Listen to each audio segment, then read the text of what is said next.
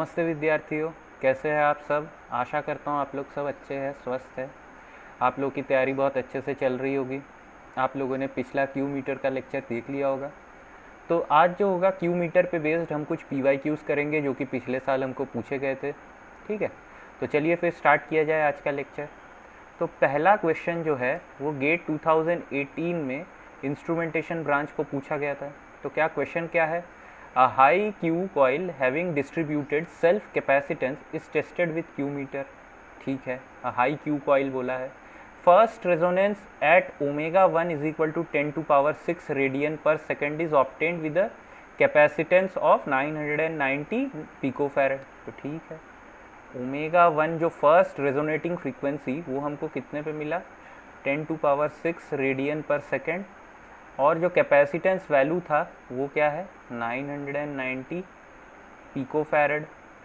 ठीक है, and the second resonance at omega 2 is equal to 2 into 10⁶ radian per second is obtained with 240 picofarad.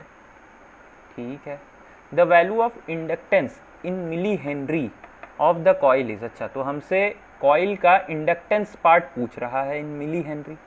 तो हमने देखा था कि जब डिस्ट्रीब्यूटेड कैपेसिटेंस के लिए जो हमारा फॉर्मूला रहता है वो क्या था?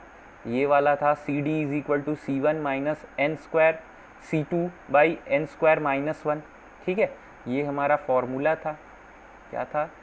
C D is equal to C one minus n square C two divided by n square minus one, where n is the fraction of ratio of omega 2 by omega 1। यही ना था, हमने देखा था। तो अगर मैं n कैलकुलेट करूँ इस केस में तो मेरे को क्या मिल रहा है? n is equal to 2 into 10⁶ divided by 10⁶। तो मेरा n जो आया वो 2 आ गया। ठीक है, यहाँ पे मेरा n जो है वो 2 आ गया। C1 C2 का वैल्यू पर दिया हुआ है, मेरे को बस डिस्ट्रीब्यूटेड कैपेसिटेंस निकालना है। तो देखिए मैं निकाल लेता हूँ। तो C D is equal to, यहाँ पे पुट कर देता हूँ C1 C2 और n का वैल्यू। तो C1 कितना दिया हुआ है? 990 minus 4 into 240 divided by n square. N square कितना है? 4 माइनस 1 तो 3। 990 माइनस 24 टू 48, 48 इंटू 2 96, तो 960 होगा। 960 बाई 3। यहाँ पे एक चीज़ ध्यान रखेंगे, ठीक है, कि ये पिको फैरेड में आ रहा है। ये जो कैपेसिटेंस वैल्यू है ये पूरा पिको फैरेड वैल्यू है। ठीक है, तो ये कितना आया मेरा? 30/3 which is equal to 10 pico farad. ठीक है, ये मेरा क्या हुआ? सी डी का वैल्यू आया। अब अगर हम लोग पीछे वाले एग्जाम्पल में देखते हैं तो देखिए यहाँ पे F1 का वैल्यू क्या था? F1 मतलब ओमेगा 1 का वैल्यू क्या था? Under root of L1 L C1 plus C D. L2 का ओमेगा 2 का वैल्यू क्या था? यही ना था मेरा ओमेगा 2 जो था 1 divided by under root of L bracket में C2 प्लस सी डी। तो हम कोई भी एक इक्वेशन में ये सी डी का वैल्यू पुट कर सकते हैं। देखिए कौन सा वाला, या तो इसमें पुट कर ले, ओमेगा 1 रेजोनेटिंग फ्रीक्वेंसी है ये, है ना, तो इसमें पुट कर सकते हैं हम, या तो L C1 plus C D, या तो इसमें पुट करें, या तो किसमें? Omega 2 is equal to 1 by under root of L C2 plus C D. ठीक है, यूनिट्स का बहुत अच्छे से ध्यान रखेंगे। अब कोई भी एक वैल्यू में हम पुट कर सकते हैं और L का वैल्यू निकाल सकते हैं। तो मैं क्या करता हूँ, मैं ओमेगा 2 में पुट करता हूँ इसको। ठीक है, ओमेगा 2 देखिए सबको स्टैंडर्ड वैल्यूज में लेके आऊंगा, लास्ट में मैं क्या करूंगा, इसको मिली हेनरी में कन्वर्ट कर दूंगा। ठीक है, तो ओमेगा 2 कितना दिया है? 2 into 10⁶ is equal to 1 by under root L। और C2 क्या है मेरा? C2 मैंने क्या निकाला है? 240। ठीक है, 240 और ये 10, तो ये 250 पिको फैरेड, मतलब 250 इंटू 10⁻⁻12। स्क्वायर कर देता हूँ दोनों साइड, तो ये क्या हुआ? 4 into 10⁻12 is equal to 1 by L into 250 into 10⁻⁻12। ठीक है, तो ये L कितना आ गया, L इज इक्वल टू, ये 250 इधर गया, ठीक है, और ये 10 टू दी पावर 12, तो L आ गया मेरा कितना, ये आया इधर, तो 250 into 10 to the power -12 into 4 into 10 to the power 12, ठीक है, ये 12 गया, और ये 1000, तो L इज इक्वल टू 1/1000, ये क्या होता है 10 टू दी पावर -3, इसका मतलब क्या, सिंपल 1 मिली हेनरी हमारा आंसर आ गया, ठीक है। तो ये क्वेश्चन देखिए 18 में पूछा है, कितना आसान है, मतलब अगर आपको पता होता बेसिक कि क्या है सेल्फ कैपेसिटेंस, डिस्ट्रीब्यूटेड कैपेसिटेंस, ठीक है, एकदम सिंपल तरीके से ये क्वेश्चन हमसे बन जाता है, ठीक है। तो देखिए अगला क्वेश्चन क्या दिया हुआ है, a coil is tested with a series type Q meter, resonance at a particular frequency is obtained with a capacitance of 110 picofarad, when the frequency is doubled, मतलब n इज इक्वल टू यहाँ पे मेरा 2 है, the capacitance required for resonance is 20 picofarad. अच्छा, तो देखिए यहाँ पे हमको क्या बोला है, C1 जो है 110 पिकोफैरेड है, when the frequency is doubled, मतलब जब हम F2 को NF1 कर दे और जहाँ पे n मेरा 2 हो, तो C2 मेरा कितना हुआ 20 picofarad, the distributed capacitance of the coil in picofarad is, अच्छा सिर्फ डायरेक्ट डिस्ट्रीब्यूटेड कैपेसिटेंस, एकदम सिंपल फॉर्मूला पुट करिए आंसर लाइए टाइप का क्वेश्चन है, इतना इजी क्वेश्चन कभी पूछ सकते हैं, मतलब सोचिए। तो C1 मेरा कितना, ये फॉर्मूला में पुट कर देंगे n² C2 -n² -1, C1 देखिए किस में पिकोफैरेड में दिया हुआ है, तो 110 आ गया, माइनस n2 यहाँ पे कितना है 2 है, तो 4 हो जाएगा, इंटू C2 कितना है 20 पिकोफैरेड, तो ये 80 आ गया, डिवाइडेड बाई 2² -1, तो 3, ये कितना हुआ, अच्छा यहाँ पे भी लगता है मैंने कुछ गलती कर दिया, ये 20 होगा ना, डायरेक्ट मैंने मल्टीप्लाई करके रखा है, ये 20 आ गया, तो 110 माइनस 80/3, तो ये कितना आया मेरा 30/3, which is equal to 10 picofarad. सोचिए इतना सिंपल आंसर, इतना सिंपल क्वेश्चन, ठीक है, मतलब हम लोग क्या करते हैं ये सब चीज़ें स्किप कर देते हैं जब पढ़ रहे, नहीं यहाँ से तो क्वेश्चन नहीं आते। आप सोचिए अगर उस साल जो 2016 में जो बच्चा ये पढ़ के गया होगा, सिर्फ ये बेसिक सा फॉर्मूला और प्रीवियस ईयर क्वेश्चन सॉल्व किया होगा, उससे ये क्वेश्चन एकदम इजीली सॉल्व हो गया होगा, डायरेक्ट उसने 10 picofarad with in 20 second mark किया होगा एंड नेक्स्ट क्वेश्चन में उसने मूव ऑन कर लिया होगा, तो 2 मार्क एकदम मतलब आपके पॉकेट में है, ठीक है। जो क्वेश्चन है हमारा क्या पूछा है, 2012 में ये शायद पूछा था हमको, ठीक है। An air core coil of Q has a Q of 5 at a frequency of 100 kilohertz, तो ठीक है, एक कोई एयर कॉइल है, ठीक है, उसका Q1 में मान लेता हूँ क्या 5 है, जब मेरा फ्रीक्वेंसी रेजोनेटिंग फ्रीक्वेंसी कितना है 100 किलोहर्ट्ज़ है, ठीक है। The Q of the coil at 20 kilohertz हमसे पूछा है, तो ठीक है, Q2 पूछा है कब, जब हमारा रेजोनेटिंग फ्रीक्वेंसी क्या है 20 किलोहर्ट्ज़, ठीक है। तो यहाँ पे क्या बोला है कि एक ऐसा कॉइल है,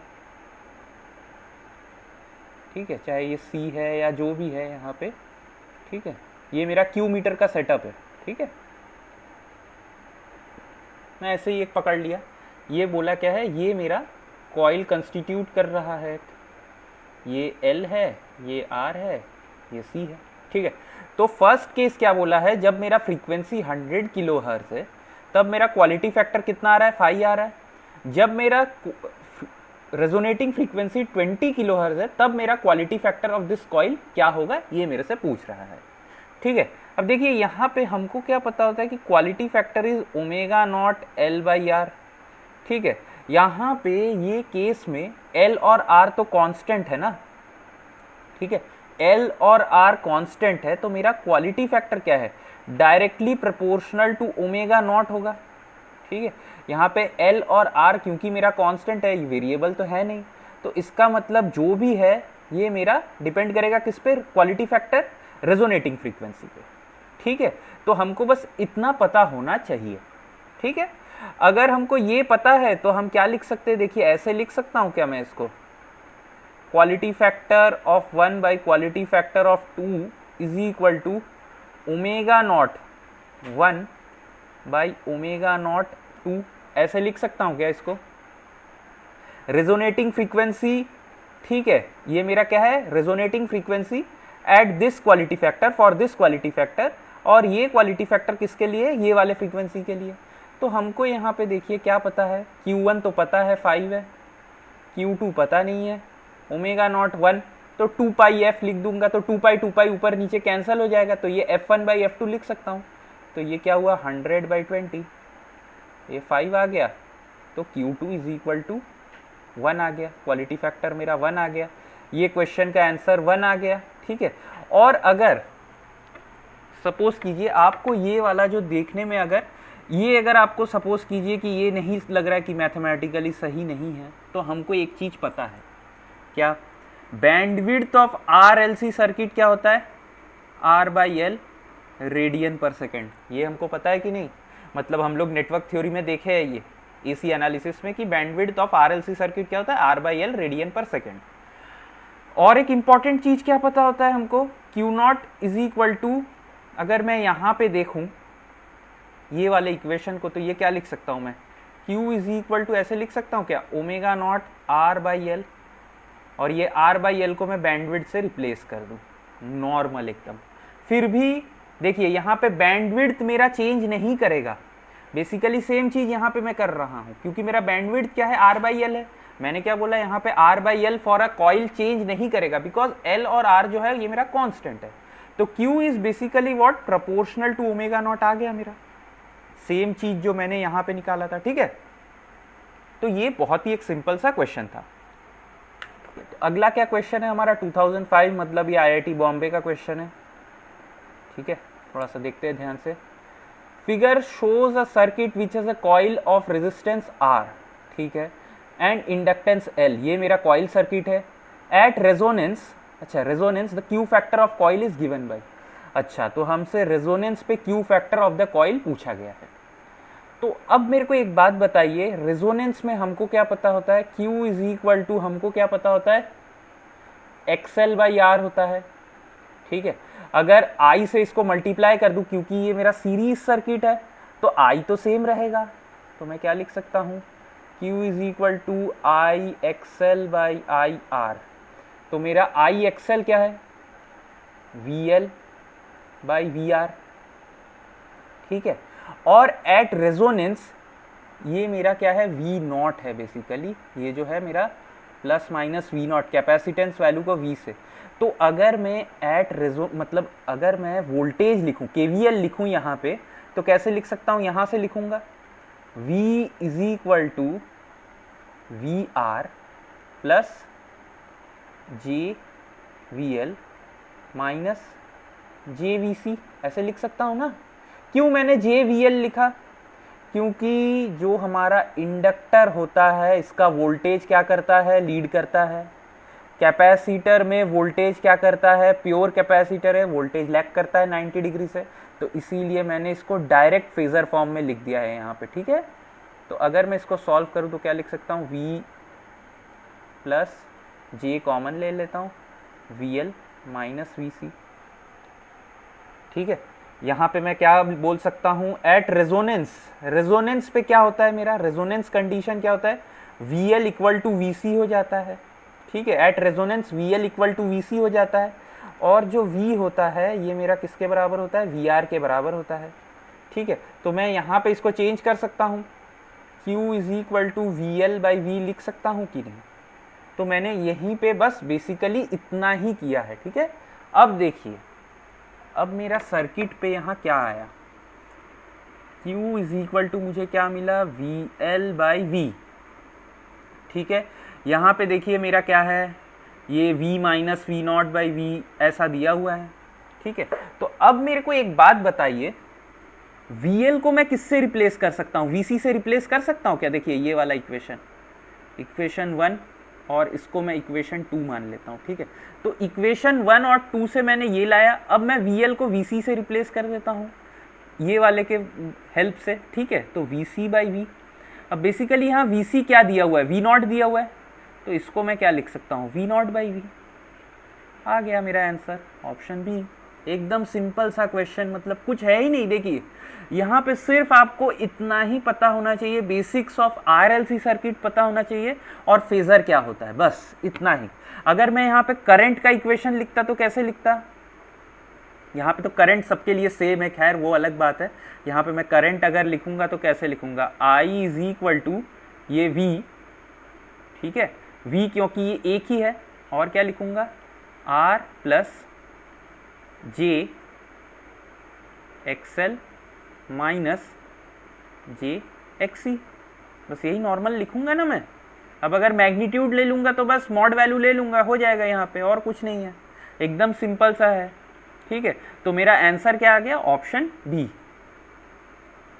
देखिए क्यों, अब ये कितना सिंपल सा क्वेश्चन है, इलेक्ट्रिकल को पूछा हुआ है, क्या है, the Q meter works on the principle of, बहुत ही ईजी, हमको पता है क्या, सीरीज रेजोनेंस के कंडीशन पे ये वर्क करता है। मेरा आंसर ऑप्शन सी, एकदम सिंपल, ठीक है।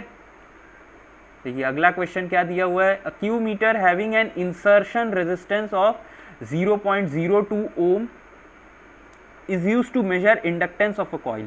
Resonance occurs at an angular frequency, तो ओमेगा नॉट मेरा कितना है 10⁶ radian per second with a capacitance value of, capacitance का जो वैल्यू है वो कितना है 40 पिको फैरेड, ठीक है। The inductance of coil is, अच्छा तो हमसे क्या पूछा है, इंडक्टेंस ऑफ कॉइल, ठीक है, बहुत ही सिंपल सा क्वेश्चन है, इंडक्टेंस पूछा है कॉइल का। तो हमको क्या पता है यहाँ पे, देखिए बेसिकली ये इंसर्शन रेजिस्टेंस मतलब क्या है, आप लोगों को समझ में आ रहा है, Q meter having an insertion resistance, याद है मैंने आरएस बताया था आप लोगों को, ये देखिए दिखाता हूँ मैं आप लोगों को, ये देखिए यहाँ पे, ये जब मैं आप लोगों को एरर बता रहा था मैंने बताया था एक आरएस आ जाता है, जो कि ये हमारा क्या होता है, ऑसिलेटर की वजह से ये जो होता है ये मेरा इंसर्शन रेजिस्टेंस होता है।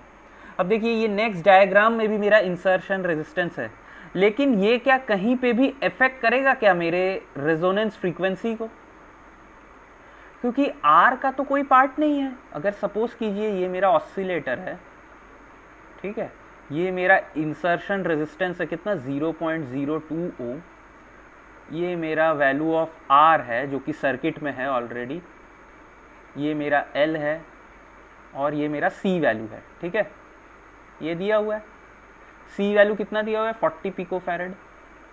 अब यहाँ पे ये इंसर्शन रेजिस्टेंस 0.2 ओम लिख दिया हूँ, is used to measure the inductance of a coil, ठीक है। Resonance occurs at an angular frequency of 10⁶ radian per second with the capacitance of this value, inductance of coil.